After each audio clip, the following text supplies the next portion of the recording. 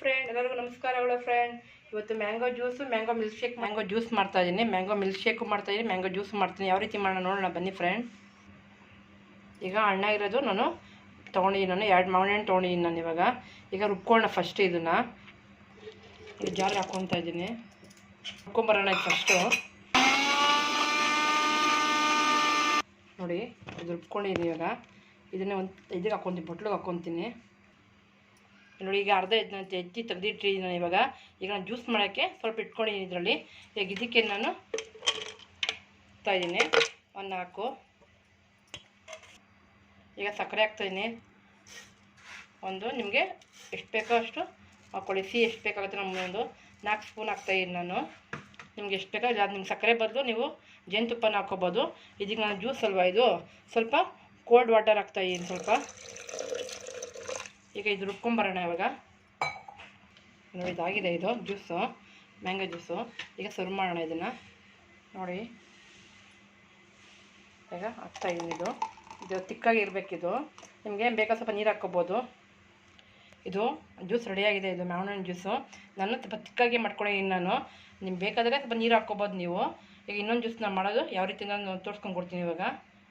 ಇದಕ್ಕೆ ನಾನು ಈಗ ಮ್ಯಾಂಗೋ ಉಟ್ಕೊಂಡಿದ್ದೀನಲ್ಲ ಫಸ್ಟು, ಅದು ಒಂದು 3 ಸ್ಪೂನ್ ಹಾಕ್ತಾಯಿದ್ದೀನಿ ನಾನು. ಮ್ಯಾಂಗೋ ಮಿಲ್ಕ್ ಶೇಕ್ಗೆ ಒಂದು 3 ಸ್ಪೂನ್ ಹಾಕ್ತಾಯಿದ್ದೀನಿ ಸಕ್ಕರೆ.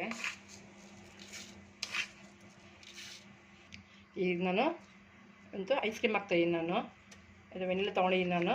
ಒಂದು 10 ರೂಪಾಯ್ದು ಹಾಕ್ತಾಯಿದ್ದೀನಿ ನಾನು.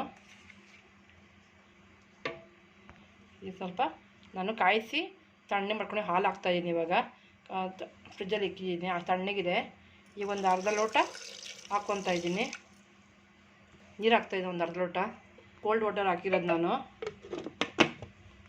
ಇದು ರುಬ್ಕೊಬರೋಣ ಇವಾಗ.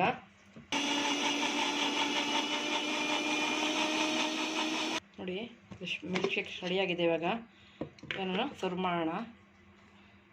ಈಗ ಹಾಕ್ಕೊತಾ ಇದ್ದೀನಿ ನಾನು.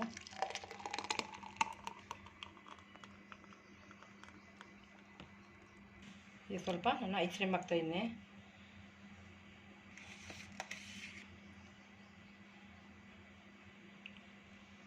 ರೆಡಿಯಾಗಿದೆ. ಇವಾಗ ನಾನು ಸರ್ವ್ ಮಾಡ್ತೀನಿ. ನಿಮ್ಮ ಮ್ಯಾಂಗೋ ಮಿಲ್ಕ್ ಶೇಕು ತಿಕ್ಕಾಗಿರಬೇಕು. ನೀವೇನು ಬೇಕು ಅಂದರೆ ಸ್ವಲ್ಪ ಹಾಲು ಹಾಕ್ಕೋಬೋದು, ಬೇಕಾದ್ರೆ ಸ್ವಲ್ಪ ತೆಳ್ಳಗೆ ಬೇಕು ಅಂದವರು. ನೋಡಿ friend, mango juice, mango milk shake ಮಾಡಿದ್ದೀನಿ. ಯಾವ ರೀತಿ ಮಾಡಿದ್ದೀನಿ ನೀವು ನೋಡ್ಕೊಂಡ್ರಲ್ಲ. ನೀವು ಒಂದು ಟ್ರೈ ಮಾಡಿ, ತುಂಬ ಚೆನ್ನಾಗಿರುತ್ತೆ, ರುಚಿಯಾಗಿ ಇರುತ್ತೆ. ನೀವು ಟ್ರೈ ಮಾಡಿ, ಶೇರ್ ಮಾಡಿ ಫ್ರೆಂಡ್. ನನ್ನ ಇದನ್ನು ಚಾನಲ್ನ ನನ್ನ ವಿಡಿಯೋ ನೋಡಿರೋದು ಎಲ್ಲರಿಗೂ ಧನ್ಯವಾದಗಳು ಫ್ರೆಂಡ್. Thank you.